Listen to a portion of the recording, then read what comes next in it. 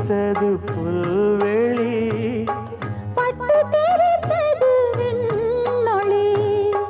தினமும் பாடும் எனது பாடல், தினமும் பாடும் எனது பாடல், காற்றோடும் மாற்றோடும் இன்றும் என்றும் கேட்கும் என்றென்றும்.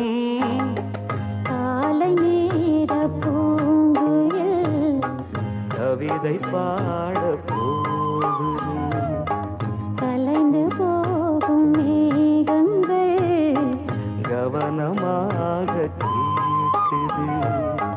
கேட்ட பாடல் காற்றிலே கேள்வியாக போகுமோ எங்கே உன் ராகம் ஸ்வரம்